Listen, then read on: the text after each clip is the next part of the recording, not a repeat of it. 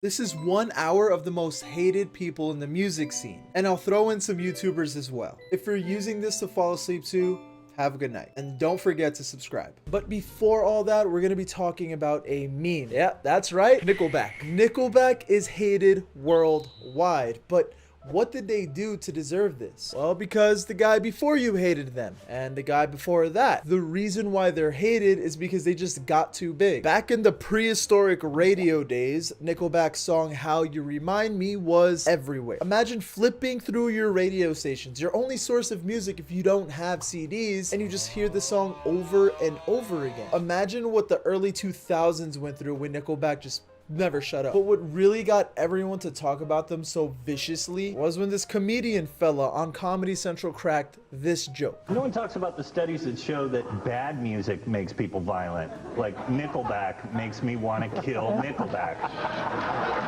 So enough people saw it just to start ragging on them. They started obliterating this band with the memes, jokes, videos, and not just on the internet. Rolling Stone magazine refused to put out a good review for the band because they just didn't like them. And the shitty part, the band's music isn't even all that bad. Like, yeah, it's butt rock, but it's still catchy and pretty okay. But because hating them was such a huge part of like internet and even mainstream culture, no one decided to give this band the chance. A lot of people roasted the band and hated the band without even listening to them. They just ragged on them because it was funny, it was cool at the time. So did Nickelback deserve to hate? No, they didn't. And where's the band now? Well, they're still active. For the world's worst band, they're actually top 500 on Spotify, so they have to be doing something right. It seems like the fame never got to their head, but the same thing can't be said by the band Never Shout Never. More specifically, Christofer Drew. Christofer Drew was vocalist and guitarist of ex-band Never Shout Never, starting off as a solo artist, but eventually moved on to a full band. He had a huge impact on emo and scene culture back in the day, influencing not only people to pick up a uke or guitar, but also influencing their fashion and even their diet, because he was a vegan and wouldn't shut the fuck up about it. But here's what went wrong. Christofer Drew did a interview with this loser named Brian Stars. At the time, Brian Stars was loved by hundreds of thousands of emo kids everywhere, interviewing a countless amount of bands, asking like ridiculous questions. Instead of asking, hey, when's the next album coming out, he would ask these bands, if you were a star, what would your star name be? My star name would be Rizzy Vizzy. What about yours? But the viewers ate that up. They love these interviews. Give me more interviews, Brian, please. So when he did this first interview with Chris, holy, it took Brian's YouTube channel to extreme levels. It was a huge move for Brian's career, and it was nothing but positive for both Brian and Chris. Fast forward a year later, Brian made this title and thumbnail that was very obviously clickbait. No one really thought anything of it. Fast forward another year later, and Brian Stars had the opportunity to be on the New York Times, and obviously that's huge for his career. So who's the best person to interview for this New York Times article? How about the guy that made him super popular? Christofer Drew. And once the interview happens, it went to dude, it was horrible. One of the first things that came out of Christopher's mouth was this. I think I heard about you starting some rumors about us that we broke up. Yeah, dude. Yeah, I definitely saw that on the internet, man. Why are you doing that? No, I was commenting on your alternative press magazine. Yeah, well, we definitely didn't break up, man. I don't like false rumors being started about us, you know? The entirety of the interview was just straight up awkward, so Brian Stars decided to speak up about it. I gotta ask, because I drove 7 hours for this interview, but are you mad at me because of the Rest in Peace, Never Shout Never video? Seems like you are trying to make a mockery of all the bands that you're interviewing. Like how? What am I doing? Just these questions are ridiculous, dude. We don't really want to talk about this type of things. We want to talk about our art and what we're doing because these guys are real musicians. I don't know if you know that. I mean, let's just wrap it up, man. I'm just being real with you, bro. I love you to death. I appreciate what you do. But, you know, from now on, dude, go in with a different mindset, dude, because this is not the mindset we want to be interviewed in. We want somebody who's going to, you know, dig the truth out of us and not dig a bunch of bull out. And that's it. I love you guys, you fans. This is for you, not for this guy. Well, I think we have our answer. Never Shout Never has definitely changed. So by the end of it, Chris and the gang just came out looking like complete assholes. And what really didn't help was the way Brian decided to edit the video. He made sure to include him crying and like the amount of travel time it took to get there. And this just made the blow to Never Shout Never like way harder. I think Chris and the boys had a valid reason to be upset. But if you were just going to be a dickhead the entire time, even after Brian apologized and tried to squash the beef, why even agree to this interview in the first place? And the backlash was real. Like, not just viewers and listeners, but bands and YouTubers also talked on Never Shout Never after this. Even Attila decided to dedicate an entire verse to Christofer Drew and their song Call Out. Christofer Drew, how can you talk down on your biggest fan? Your career is on its way to the garbage can. So I'm sure you can put into perspective the amount of hate Chris has gathered. 3 years later, Chris and Brian decided to squash the beef in a third interview. Chris explains that he was in his Bob Dylan phase where he was just acting like a fool to anyone that interviews him. He also says that he was on drugs during the interview and he was at a bad point of his life at that time. Later that same year, he announces his new album Black Cat and even announces that he's going to be playing Warped Tour for the summer of 2015, and Attila was also on this tour. So I guess Chris wore this Attila t-shirt during his set to just squash whatever beef he has with Attila or show his support. I don't know. Nonetheless, we had the old Never Shout Never back, but it obviously would never be the same. So did Christofer Drew deserve the hate? Yeah, I think so. If you're gonna act like a dick, you deserve to be treated like one. So I'm gonna go beat ya. And where is Never Shout Never now? Well, they broke up in 2018. But Chris did state on his Twitter that he's going to do a comeback. Not sure if it's gonna be solo or full band, but he went from looking like this to looking like this. That's crazy. Attila didn't just call out Christofer Drew, but they also called out Jonny Craig, who's next on this list. This is probably the most vocally talented we have on this list. He has this natural born talent and fit like a glove in the band he started called Dance Gavin Dance. This dude was loved by many. He sounded like an angel, just busted a fat load in his mouth.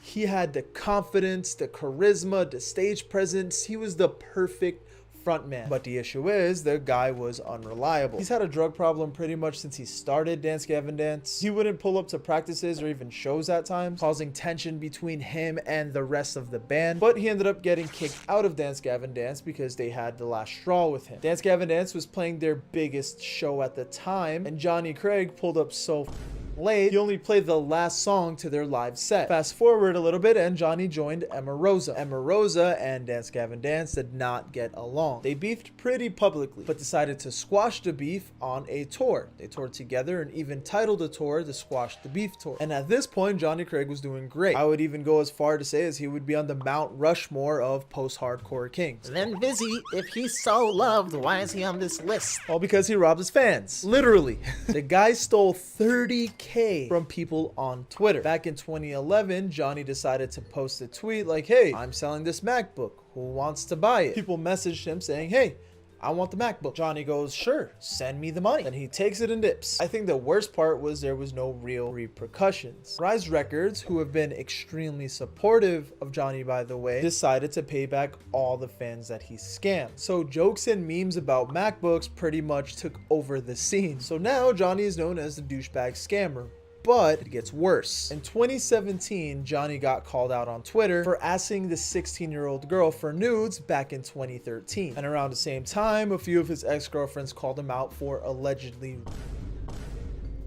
and being violent, even stabbing the wall a ton of times with a knife. And one of his exes even states that he held her down and jokingly tried to shoot her up. I'm gonna assume it was heroin that he tried to shoot her up with because that was his drug of choice. Now, after getting called out from all the nonsense, you'd imagine he'd just cut the shit out, right? Wrong. In 2017, Jonny starts dating Taylor Nicole Dean, a very popular YouTuber known for having a load of pets. She was around 20 at the time, and around 2018, her viewers start noticing she's acting a little funny and there's some bruises on her arm. Fast forward to 2019 and Nicole drops, boom, this banger right here. She exposes everything. She doesn't name drop Jonny, but she admits to everything they've been doing. She says, my ex-boyfriend has been lying about being sober for 4 years, but he's really just been shooting up behind my back. When she found out he was still using behind her back, she freaked out because it was in their home. She says, yo, you gotta go to rehab. So Jonny replies, yeah, I'll go to rehab. Well, you see, I got a little more there, and let's just finish that up. Can we finish that up and then we start tomorrow? I have a good idea. How about you and I finish this heroin together, huh? Watch a movie, hang out, have a good time, and then tomorrow, clean slate. We both get off of it and we do this together. Now, mind you, she's never done heroin before this point, but she agrees. He manipulated this poor girl that's looked up to him for years, and he basically like came in and just ruined her life, man. She even states that other people that knew Jonny reached out to her and told her like, hey, he got me addicted to heroin too. You better be careful because he's a nut job. So after this bombshell of a video, boom! Another one. Another video dropping even more. I can't find the video now. It seems like she either deleted it or unlisted it or something. But she exposes here and she name drops Jonny, but she says like, oh yeah, when he was high, he was just out of his mind. Pacing around the house, yelling, acting scary and acting crazy. And she even says that he duct taped her feet together, her hands together, and tape around her mouth. Gets on top of her and says, well, everyone thinks I'm a so I might as well be one. Just really psycho. Look, man, this Jonny Craig, it goes deep. I'm just trying to scratch the surface because we got other motherfuckers to talk about. But did he deserve to hate? I think you'd be stupid to think he did it. Drug addiction is real. And when you're addicted, you're gonna say and do sober you wouldn't say and do. I understand that and I empathize with that. But a lot of this is straight up insane. The MacBook thing, it was kind of funny. Like, whatever, I can forgive that. But everything else we talked about that's disgusting, man. That's gross. If it's true. So where's Jonny now? Now he's doing a lot better. He's being a good person. He just got off tour not too long ago. He's still playing shows and he has a son. He likes to hang out with him when he's home and he mentions how he's staying sober for his son. Hopefully he's not lying. And about a year ago, he did do this big interview with Finn McKenty. He talks about the MacBook scandal and the allegations. He talks about pretty much everything. And I feel like what he really wanted the viewers to get out of it was, hey man, I've never anyone. He's aware that the drugs took over his life and he regrets hurting the people around him, but it is what it is. But you know who's literally hurting people around him? With mic stands, Ronnie Radke. Ronnie Radke was an iconic emo legend. He started the band Escape the Fate with his good friend Max Green. Remember this guy's name. He put out banger after banger, successful EP in 2006, then full-length album later the same year. First album put him on the map. Ronnie was very successful very early on. But then he gets kicked out of his band because in 2008 he ended up getting arrested. He got caught violating his probation by having brass knuckles on him. But why was he on probation in the first place? For being involved with the murder of 18-year-old Mike Cook. Long story short, Max Green got into some beef with some dudes over a girl. Max is Ronnie's best friend. He's not taking that so he decides, hey, let's go fight in the desert with these random dudes. So Ronnie and 3 friends pull up to the desert just to find there's 12 dudes waiting on them. Gets messy, shots get fired, and Mike Cook gets shot and killed. So Ronnie gets arrested with 2 felonies: possession of a dangerous weapon and concealment of a dangerous weapon. Then Ronnie took a plea deal to lower his 2 felonies into 1 battery charge. By the way, I want to make it clear, Ronnie didn't kill the kid. He was not the one that shot him, but for some reason, I guess people in the scene don't know how to read because rumors started going around that Ronnie killed this 18-year-old kid, which obviously isn't true. So Mans gets arrested for 2.5 years, comes out and forms Falling in Reverse. And again, banger after banger after banger. Nothing but love for Falling in Reverse. But then wait, how about a domestic violence charge? In 2012, Ronnie gets arrested for striking his ex-girlfriend, Sally Watts. He didn't pull up to any of his court hearings, so then he got charged for a misdemeanor count of corporal injury and misdemeanor false imprisonment by the Los Angeles County Sheriff's Department. 2 years later, $30K bail, and boom, he's out again. Back on these emo streets. Ready to crush shows, ready to write these bangers, and throw these mic stands in crowds for some reason. Then he strikes this 16-year-old girl on her dome and she gets hospitalized. And guess what? He gets arrested again. $25K bail and an apology later. He apologized for the incident. And I'd imagine he didn't want to hurt anyone on purpose. I think he just threw the mic stand off of being like so hyped in the show and just didn't think that it can hurt somebody. But it's okay, man. Accidents happen. It was an accident. At least there's not like a or something under his name, right? It's 2015, right after a Falling in Reverse show. A 25-year-old woman alleged that Ronnie Radke has her in front of their tour bus driver. There was no evidence of this, so he couldn't get charged, but there were eyewitnesses of her being drunk leaving the bus. So Ronnie says, "F it. I'm suing you now for defamation." Just like Jonny Craig, this is just scratching the surface. There are countless of stories of Ronnie just being an egotistical douchebag, starting beef with Attila a few times, Icy Stars, his old band Escape the Fate. So, should Ronnie be forgiven for his actions? The mic stand thing, yes. Like I said, it was an accident. He was just super hype. He's like me. He's dumb. He's silly. He's funny. He's quirky. And he's never actually committed any. Someone else did. So yeah, I think that first half, I think it should be forgiven. That's a tough one. Make your own opinion. I don't even know myself. I didn't really look too deep into the story. I don't know who's lying, but obviously this is a very, very serious thing. But what I don't forgive him on is just being a nuisance to the scene, just being the 6ix9ine of the alternative scene, causing trouble with everyone, being a dick. I think he recently like beefed with Anthony Fantano. I'm not a fan of that at all. Where is he now? Well, he's still being Ronnie, still dropping music. He's still being successful at it, still getting into beefs. Like I just said, Anthony Fantano, still doing tours and still living that rock star lifestyle, but nothing really changed for the guy. Today we're gonna cover some YouTubers that were popping into emo space. We're gonna see what they did to cause half of emo YouTube to hate them and find out if they even deserve the hate. Starting with Eugenia Cooney. She was on YouTube for a while now. Her content is the generic like vlogs and makeup tutorials and like shopping hauls and but what stood her apart from the rest of the competition was just the way she looked. And trust, people even outside of emo YouTube knew who Eugenia was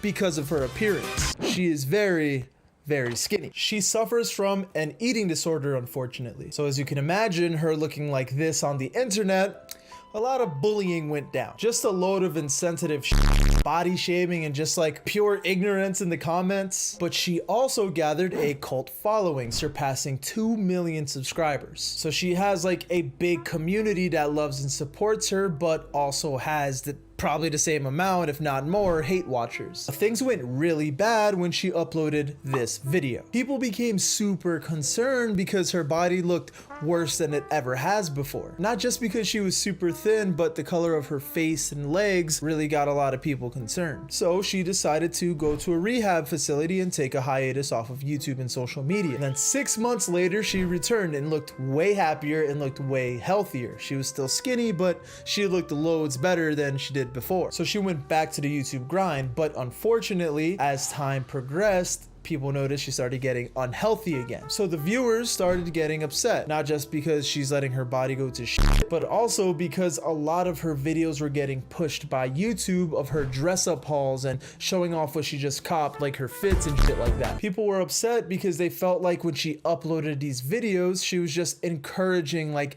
this skinny lifestyle and influencing all the kids that would watch her. And the hate got so bad that they made a petition to get her YouTube channel taken down with over 50,000 signatures. So around this time, Eugenia decided, hey, I'm gonna just start Twitch streaming. And unfortunately, things got worse. Someone did the math and calculated she made X amount of money a month while streaming, which is none of anyone's business. But a lot of people are saying that a lot of this money came from people donating these messages to be read out loud for her in her stream of just like cracking insults at her and shit. And people were really sold on the idea of her farming this because she had this like big makeup box that she would never move unless she was on stream. She was moving this box, it like revealed her whole physique and her whole body, and that's when the insults really started like flooding in and saying crazy shit. People speculate she's showing no signs of getting help because when she posts pictures of herself on social media, she looks very confident in her own skin, as if she kind of just wants to look like this. Now, does Eugenia deserve this hate? No. I don't think so. You're entitled to your own opinion, but she's just out here chasing the bag, man. She's just existing and she's doing what she's been doing since the beginning of her career. But like thousands of others, I am concerned for her health. I'm hoping one day she does seek like this professional help again, but at the end of the day, the internet already made a ruckus and they were already super loud and it got louder and louder and louder, but it's not working. She's well aware of how she looks and what others think of her. She's not stupid. People are saying she's killing herself on camera. Dude, if she wants to do that, bro, who the fuck are we to tell her she can and can't do that? She could make her own decisions. As for people saying that she's like influencing children to look like this, I'm not sure if this is actually happening. I'm sure there are kids out there or people in general that watch her with eating disorders already, and then I can see that kind of happening, which can definitely be a problem, and I hope these kids get help. But I think most people can agree when you look at her, this is not healthy. I don't think it's fair for people to tell someone they can't upload just because of the way they look. Nikocado Avocado also gets hate, but because he's huge, he's big, right? But not once have I ever seen anyone say, oh, he's influencing children to become this big. Why? Because someone sees him and off the bat knows this dude is unhealthy. Why the fuck do I want to look like that? Now, Eugenia did a lot of collaborations with a lot of YouTubers, one of them being Social Repos. At the beginning, Social Repos had a great career ahead of him. He was on like the top of the alternative community, doing a ton of content like covers and even original music, vlogs, and he even did a lot of commentary. He did see minor controversy at the beginning because he was wearing this Native American headdress and people were saying that that was cultural appropriation. He didn't care and he decided to wear it anyway. So he slowly started piecing together this giant suit that makes him look like a bad guy in like a fucking Power Rangers movie or some shit. But eventually he got bigger and bigger. He started collabing with Brian Stars and Hair Jordan and most importantly, Ayala Renan. I hope I'm saying her name right. I can't read. Who he then started dating after some time. So she would appear on a lot of his videos and eventually people would notice she's appearing less and less. Then later he reveals they broke up. Nothing wrong with that, but keep her in mind. Fast forward some time and then he starts to collab with another emo YouTuber that goes by Jacqueline Glenn. Their content idea was to eat a Bible. Not smart. Social Repos obviously got hate for it and then lost 1,000 subs. But this is nothing. This is nothing compared to what happens next. His ex-girlfriend Ayala started dating Onision. Onision is a huge weirdo. This video is not about him. Just quick context, he's just a weirdo. That's all you gotta know. He's a weirdo, nobody likes him. But he makes a video warning Jacqueline the real reason why Social Repos and Ayala broke up. Apparently, Social Repos and Ayala dated for 5 months, and in these 5 months, he cheated on her 6 times. Remember kids, don't forget your rain jacket when it rains, or however it goes. Wear a condom, wear a condom. But at the time, no one is gonna believe Onision. Like I said, he's a fucking weirdo. No one takes his word serious. So Social Repos pretty much ignored the situation. He barely acknowledged it because he knows like, Onision, you're really gonna believe this bozo? Pff, come on, fellas, it's me, it's Social Repos. But why was Onision even warning Jacqueline? Well, because she started dating Social Repos after some time. And the internet loved this because now they're in each other's videos all the fucking time. Another thing to keep in mind. Social Repos and Jacqueline officially share a fan base. Time skip a little bit and Ayala starts streaming on YouNow. Does YouNow still exist? I don't know, whatever. And she basically confirms on stream that everything Onision said was true. Social Repos is a fucking cheating scumbag loser. Social Repos replies like, hey man, that's fucked up. You're leaking private information. You know what? All my romantic relationships moving forward, private, no more. Bullshit. Because then he drops a video of him like fake marrying Jacqueline or some shit and divorcing, I don't know. After some time, Social Repos decides to move out of his house. Let me tell you how dumb this character is. This dude is so dumb, he shared on YouTube a bird's eye view of his fucking house. And then in the same video, he's like, hey, come find my house. I'm so isolated, nobody can find me. If you find me, I'll give you a glass of milk. Which is weird as fuck to say. And guess what? It happened. A girl pulls up to his crib and he's like, hey, go kick rocks. Most people were like, yeah, fuck that girl, go kick rocks, you're a weirdo for pulling up at his crib. But a good amount of people was also tight at Social Repos because you're like, hey man, you challenged the viewers to come find you. Why the fuck would you do that in the first place? Another thing to keep in mind. Now we'll get back to this story later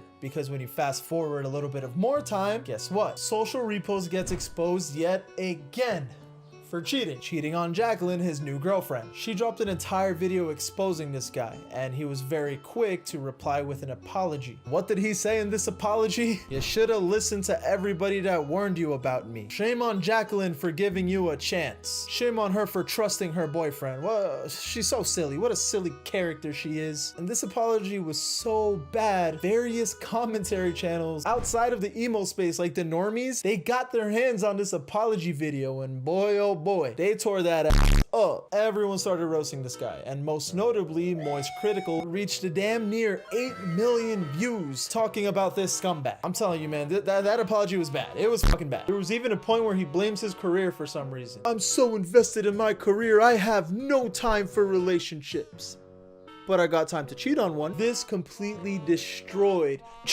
boom, boom, boom, obliterated this man's career, dude. He lost 10K subs and even uploaded a video of him watching his sub count go down. And remember when I said he shares an audience with Jacqueline? Well, this bit him in the motherfucking because all of the viewers took her side, obviously. And to add more fuel to the fire, remember the viewer that visited him? Sadly, she killed herself. He did make a video addressing this. He was saying how she had like really bad mental health problems, and she even doxed social repos that was like all behind the scenes. But of course, the crowd is still going to use this against him. Now, after all this controversy, you'd imagine that the contact between him and Jacqueline would just cut off, right? Well, it hasn't been, because Social Repos decided to write her a song. The song was about just like, hey man, truce, hey, I'm sorry.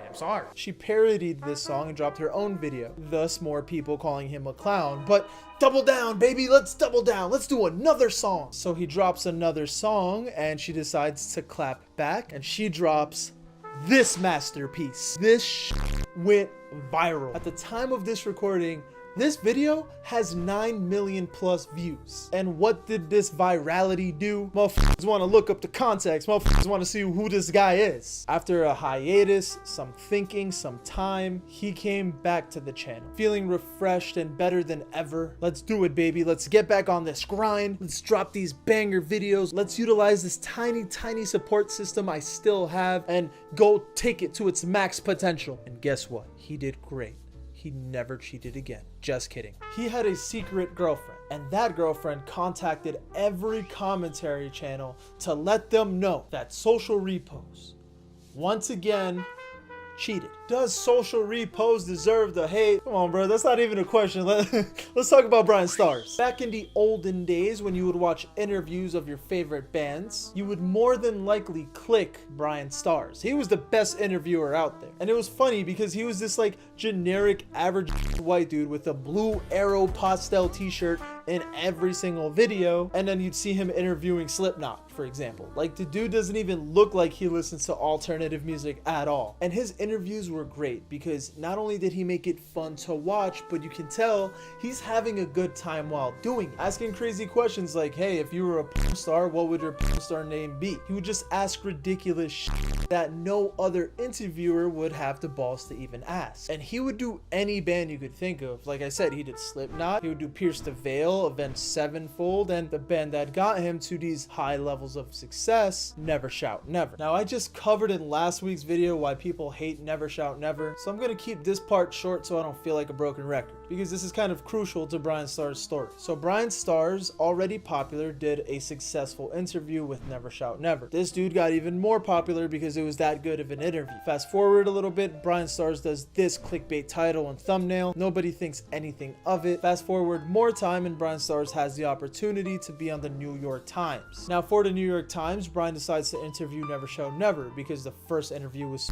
fucking good. Never Shout Never treated Brian like shit because they weren't a fan of the clickbait title and thumbnail. Brian Stars cried about it, and then the whole emo internet and every band and the whole music scene fucking hated Never Shout Never. This interview went viral. I think it gathered over 1 million views, which made Brian Stars even more famous. Brian Stars is a fucking celebrity at this point, dude. Everyone and their mother knew who the fuck he was. Now, I'm not sure what the fuck happened inside of Bozo's head, but he decides, hey man, let's be a YouTuber. Let's be a real YouTuber, you know, like a YouTuber that does challenges and vlogs. Thus, this baby was born. My Digital Escape. Brian now went from looking like this to looking like this. Nasty. So this second channel that he made, My Digital Escape, was actually a collaborative channel. He decided to put not only him but 6 emo YouTubers in this channel and said, hey, everyone pick a day out of the week, and on that day you upload a video on this channel. That way there's a new video to check out every single day on this channel, and everyone had a whole week to work on this video, so it'd be pretty good. The channel sounded really good on paper, but here's what happened. One of the members of this channel was Austin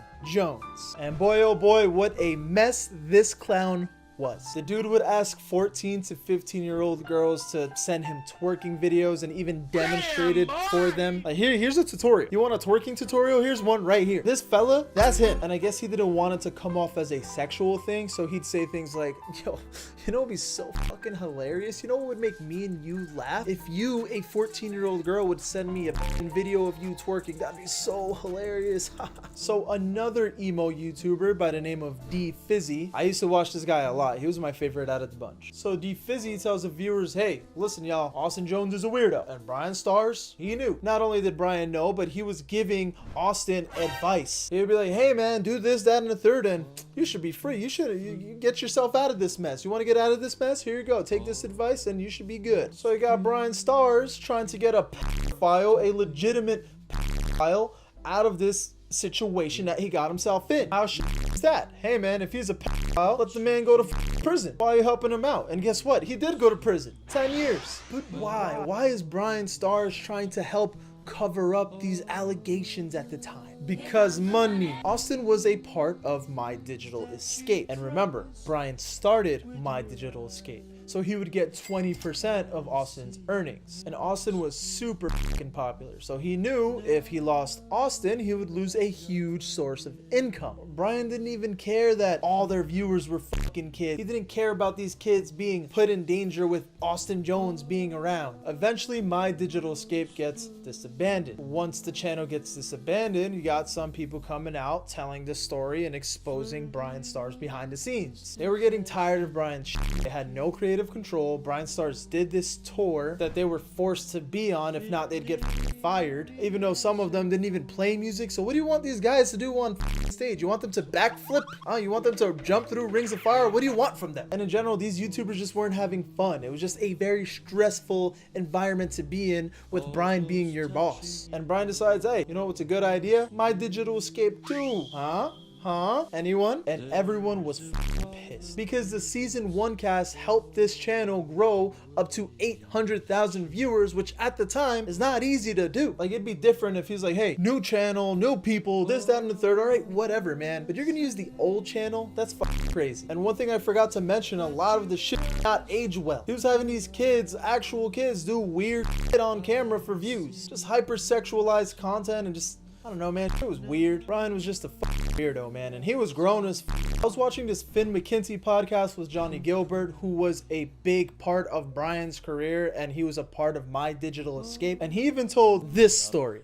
And I moved in with him to Nebraska for like a year. But the interesting part about his side of the family is that his family didn't even know I lived with him for the year and a half or so. Like, I remember the first time I met his family was on Warped Tour after already living with them for like a year and a half or so. And my friend Damon was like, wait, they don't know who you are? And I was like, oh no, no, he hides that I live with them. Like, I literally, when I lived there, I hid in his apartment, like, pretty much. And we would go to Walmart and that was it. Yeah. Marilyn Manson. If you don't know him from music or acting, you know him as the guy that removed one of his ribs just so he can suck his own. I don't know who made that rumor up. I don't know why it was made up. And I'm not too sure why the first time I heard it was in 3rd grade. I don't even think you hit 10 yet at 3rd grade. But hey, it was a thing, and it's a thing that wasn't true. Manson has been in plenty of controversies, from being the one to blame for the Columbine to this album cover where he's naked but has lady parts. By the way, it's been confirmed that the shooters didn't even listen to Marilyn Manson, just so you know. Today we're going to talk about his past experiences with women. And trust me, it gets really, really dark. Allegedly. It all starts in 1998. The Long Hard Road Out of Hell autobiography by Marilyn Manson just came out. And this autobiography featured a number of anecdotes, which Chicago Reader critic Jim DeRogatis called him out for at the time. Generally mistreating one or more women, per page in this chapter called Meet the Fan / Meet and Greet. Manson recalled a time where a deaf fan was covered in raw meat, had sex with multiple band members, and then Manson and another fella pissed on him. And I guess Jim's voice wasn't loud enough because this is some disgusting.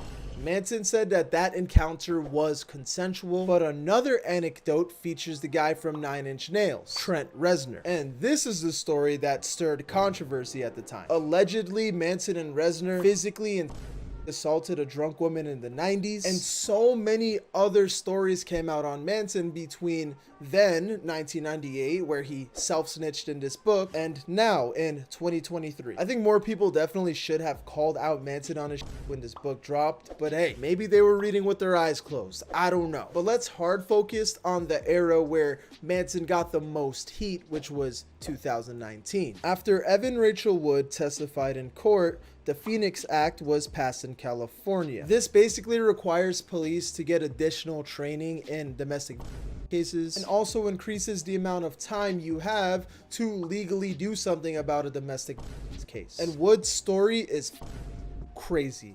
Listen to what she had to say. Toxic mental, physical, and abuse, which started slow but escalated over time, including threats against my life, severe gaslighting and brainwashing, waking up to the man that claimed to love me, what he believed to be my unconscious body. And the worst part, sick rituals of binding me up by my hands and feet to be mentally and physically tortured until my abuser felt I had proven my love for them. In this moment, while I was tied up and being beaten and being told unspeakable things, I truly felt like I could die, not just because my abuser said to me, I could kill you right now, but because in that moment I felt like I left my body and I was too afraid to run. He would find me. I froze, and it was as if I could see myself from the outside, and for the first time in months, I felt something, utter shame and despair. I had no idea what to do to change my situation, so I went numb, and soon I couldn't feel anything. I wasn't alive. My self-esteem and spirit were broken. I was deeply terrified, and that fear lives with me to this day. Now, at the time, we didn't really know who Woods was talking about, but what we do know is Wood and Manson had a on and off again relationship at some point. They started dating around 2006, and that means Wood was only 19 years old at the time, while Manson was in his late 30s. Brother,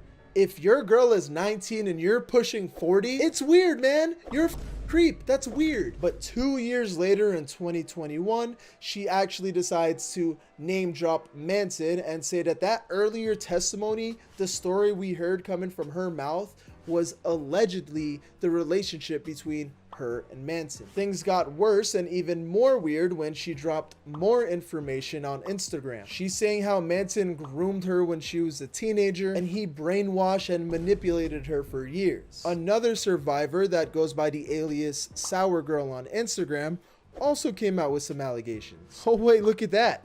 So did McNeely Sarah. Oh wait, and look at that. So did Ashley Lindsay Morgan, almost as if he's a serial creep. Here's an overview of all three stories. Sour Girl says that she met Manson in 2015 at a show. He was 46 and she was 22. They talked, and after his band played, he invited her to their tour bus. Who wouldn't want to go to this rich, successful goth daddy's tour bus? I would, and I'm not even gay. She states that he love bombed her almost immediately, saying things like, it feels like we knew each other for years, basically manipulating this girl. He tells her to take off her clothes and hop in a shower in front of him. And I think it's important to note, thus far, it seems like everything is consensual. Then they hang out again because he invites her to the show the next day. So then they go to a hotel room, and this weirdo breaks a wine glass in front of her. He then demands to do a blood pact together. He uses the glass shard to cut both of their hands. Then during the next 2 weeks, they hang out a ton. They talk all night, and she even meets his father at some point, and he even tells her that he loves her, even though it's been 2 weeks. That's not weird at all. So he invites her to a tour in Europe, and boy, oh boy, this is when it gets messy. She agrees, but seems to regret it pretty soon after. This seems to be the darkest point of this girl's life, because now, not only is she trapped with him, but she's trapped with him out of country. Like, imagine if you're trapped with someone in your state or even your country, you can like run away and call someone. When you're out of country, you can't do who you gonna call? You don't even got signal there. He then starts doing psycho like tying her up and her. He takes naked pictures of her while she's asleep and for some reason sends it to his friends. And he even forced drugs on her. She ended up overdosing and the paramedics had to pull up. The paramedics goes, dude, we gotta take her to the hospital ASAP. And Marilyn Manson says no. He refused. At some point, he locked her in a room for 24 hours that he liked to call the bad girl room for punishment. I'm not too sure what the punishment was for, and that's also a really cringy name to call a room, but she's in there for 24 hours with nothing but her cell phone. She then states how controlling he was, not even letting her change her own hair color. He makes fun of her for being partially black. He starts throwing shit at her like he's a caveman. And she goes on to let us know that he's overall one of the worst human beings on this planet. And she got so bad that she's even attempted. Survivor number 3 is Sarah, and she has a very similar story, stating how he lured her in with love bombing. Very similar to Sour Girl. He also put her in the bad girl room, but she would have to sit there and listen to him entertain other girls. He would tell her to stay away from specific friends or else he'll go after them. And people have told Sarah stories that others that try to come out with these stories against Manson ended up with dead pets. There was a point when he told her to stay away from other artists in the same set because they all had AIDS, and Manson would be very upset if he found out that she was around them, and she definitely didn't want him upset. Quick note, I'm sure none of them had AIDS. He was clearly just afraid that she'd go run off with another artist. How about you treat him good? Then they don't want to leave. I don't know. A crazy suggestion, I guess. There was a point when he started getting physically violent, pinning her up against a wall and threatening her that he's gonna bash her face with a baseball bat. And she even states that this weirdo recorded people that went into his house as blackmail in case he ever needed it. What the f? The fourth and final survivor we're going to be covering out of so many is Ashley Lindsay Morgan. I think this is the most interesting case. You'll find out why later. So while she was in Thailand, she was contacted by Manson because he wanted to work on a project together. They chit-chatted and she was like, wow, he's really kind and smart. They start texting for a while and he goes, hey, how about you come to LA? I'll fly you out. I want you a part of my film and photo series. And he was extremely supportive of her acting career because she's like, hey, I want to get out of modeling, and he's just a supportive guy. He makes her feel very safe and secure. And pretty quickly, she goes from living to a hotel to living in his house. And also very quickly, things got really dark. He was really controlling and gave her rules that she had to follow, and she would get in trouble over behavior he didn't approve of. And also similarly to the last girls, there was physical and abuse. And this is definitely one of the weirdest things I've heard. She would fly back and forth from Thailand. He would ask her to bring back memorabilia from World War II that was hidden in Asia. So she would bring him like swastika throwing stars, knives, rings. And guess what? Shorty's Jewish. It's so weird how he asked her to bring back these items and she's Jewish. He says he only dates Jewish girls. And you know what else this goober would do? If she fell asleep too early, like 3 a.m., he would kick her out of the house with close to no clothes. Either that or wake her up with extremely loud music. She wasn't allowed to eat, sleep, or leave. She even claims that he would cut her, he would burn her, and they did this thing where he would put his fist in her mouth. What the f? And I know there's so many people out there that don't like to believe in the victims and the survivors, even though there's clearly a pattern in Manson's behavior here. Like, these 3 stories are pretty similar. So if you don't believe any of these girls, let's hear it from this guy that was very close to Manson, Dan Cleary. Dan worked really close with Manson while he was in the relationship with Wood. He says that in the course of 1 year, Manson completely changed Wood. He turned her into a different person and broke her. Then between 2014 and 2015, Dan worked for Manson as a personal assistant. And he saw firsthand Manson being violent and abusive to his girlfriend at the time, which was Lindsay. And he said throughout the years of working with Manson, he saw Manson just be a complete dipshit to Lindsay. He would watch him scream and belittle her more often than he didn't. He would threaten to kill and hurt her, make fun of her disabled family member. Dan states that Lindsay fearing Manson made Manson feel really good. Dan also goes on to say that he liked Manson a lot. He was very funny, he was entertaining, he was talented, but at the end of the day, he was a very big drug addict and abuser. Dan says everyone in Manson's circle knows about all this abuse stuff, but they can't say anything. They're forced to stay quiet if they want a job in the music industry. And the reason why I personally believe Dan is because he said it himself. He has nothing to gain out of telling people this. In fact, he has so much to lose off of saying something like this. Manson ends up replying to all of this and says that all of this is made up. All of his past relationships were with consensual and like-minded partners. But it's super weird because someone did an interview with Manson, and when they brought up Evan Rachel Wood, he hung up immediately. He never wants to talk about these rumors publicly. But fast forward to February 2023, things get really, really weird. Ashley Lindsay Morgan comes out and says that the entire story that she put out, the story I told you guys, is untrue. She said that she was manipulated by Evan Rachel Wood and others to tell this story. What? Huh? Excuse me? So you're telling me that the guy Dan that literally saw you get belittled by Manson is also a liar? So now it's so weird, because did Evan Rachel Wood also manipulate Dan?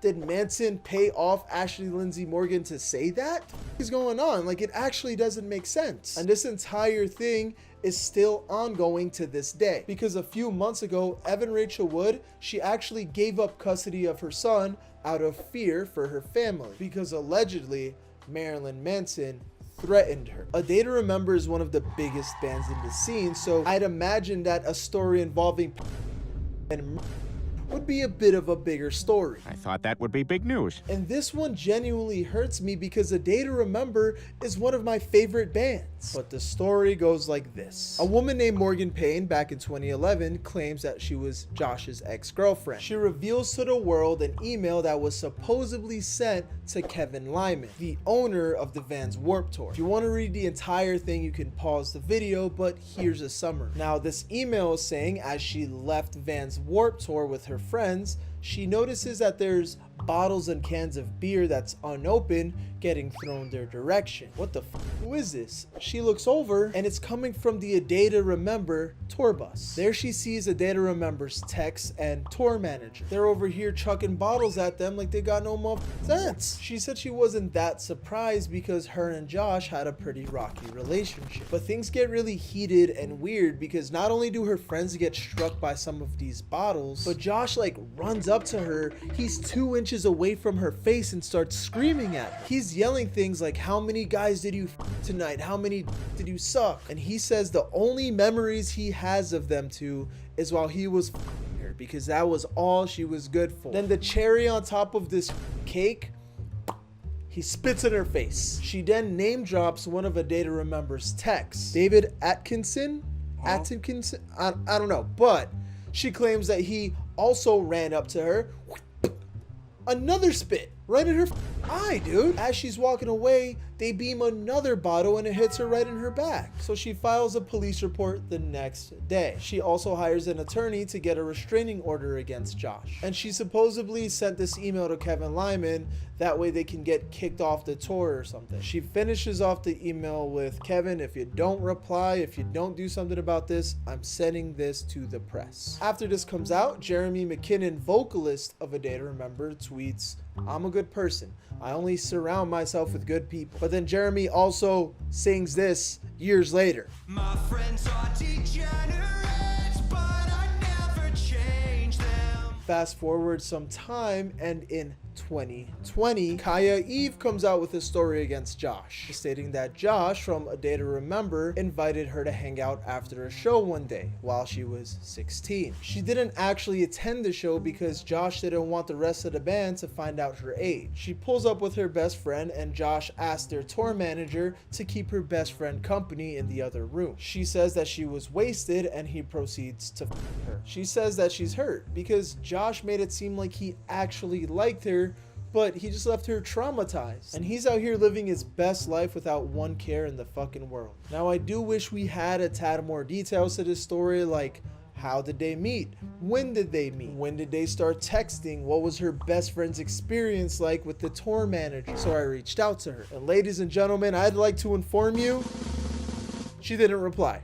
Because I'm not clouded enough yet. Go follow me on Instagram. Nonetheless, Josh did respond to this tweet. He said that the allegations were false and he's going to proceed to deal with this behind closed doors to protect himself and his family. And after Kaya's tweet, he actually did it. He hired a private investigator to work on this case. She claims the investigator went to her house, she was harassed with phone calls, and they even went forward with a lawsuit. So she claps back with a lawyer to respond to his petition with a detailed statement about what he did. Once Josh's lawyer got that statement, they dismissed the case the day before court. She thinks it's because Josh didn't want her statement to become public record, which actually makes a lot of sense. So Josh makes a new statement. He says here that he paused the case because he had a daughter on the way. And he says because he's under fire again, he wants to step down as a Day to Remember's bassist just to prevent harassment towards the band. And he's gonna handle everything privately. See, these stories are dark and crazy and all, but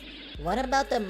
Well, we're going through things in a timeline format, and we're at 2021. In April 2021, out comes accusations that Josh killed a 24-year-old man during a drunk driving incident. Loudwire did a deep dive and investigation on this incident, and here's what we know. He pled guilty on charges of careless driving, causing death, and failure to maintain a single lane, ending up with just $1,166 in fines and a suspended driver's license for 12 months. What the f? That's less money than what I pay for rent. While Bryant Gonzalez Ortiz, 24 years old, was in a 1993 Honda Civic and was completely stopped at a shopping plaza exit waiting to turn, Josh suddenly and unexpectedly crossed over 3 lanes of traffic and crashed head-on into the driver's side of the Honda Civic. Those were words from a witness that was in a separate vehicle that had to move out of the way of Josh's drunk driving. And while Gonzalez is dead on scene, Josh leaves with minor scratches and bruises. Josh also refused medical treatment. An investigator noticed that when he was talking with Josh's eyes were red. He appeared to be dazed and he pissed himself, and he couldn't tell if the red eyes was from him being drunk or just a reaction to the crash that just happened. And he couldn't tell because Josh refused to cooperate. He even said that he's not speaking to any investigators until his attorney pulls up. So he did.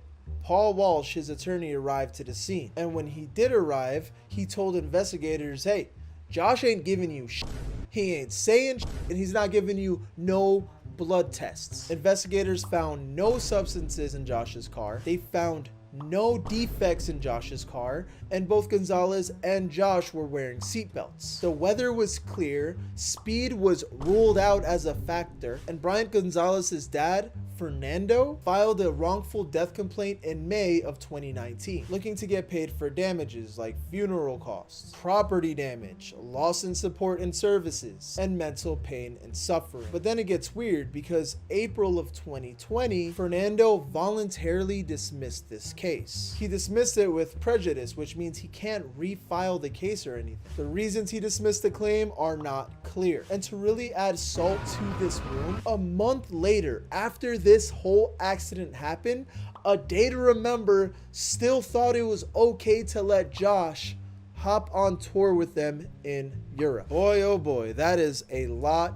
to unpack. Now, here's the issue. Josh is clearly a very person. From sleeping with an underage girl to treating his ex-girlfriend like to a young 24-year-old man in a drunk driving accident with little to no repercussion, by the way. Oh no, I have to pay $1,100 in fees. Oh no, my rich has to take Ubers for a year. This stupid should be in prison, dude. I don't like this guy at all. But I think A Day to Remember is also being weird for not saying shit about it. To this day, A Day to Remember didn't even acknowledge Josh's departure from the band. Let's play shows with no basis. No one will notice. It's fine. Things happen. People forget. We don't have to say anything. Do we really have to give these issues attention? Of course you do, you bozo, because not acknowledging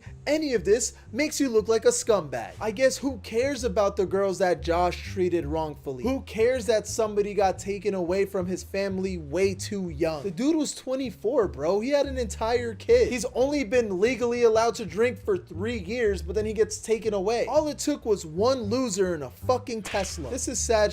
And the band should feel ashamed for not acknowledging any of this. And I'm not too sure how involved their label was to this incident. I believe at the time, A Day to Remember was signed to Epitaph Records. And the only reason why I bring them up is because a lot of the times, there's artists with management teams or record labels that have a direct impact on damage control for these controversies. They want to keep their top talent protected. Maybe A Day to Remember did want to say something, but their label was like, nope, stay shut. Who knows? Click right here, because this is 150 different metal subgenres and I explain every single one of them.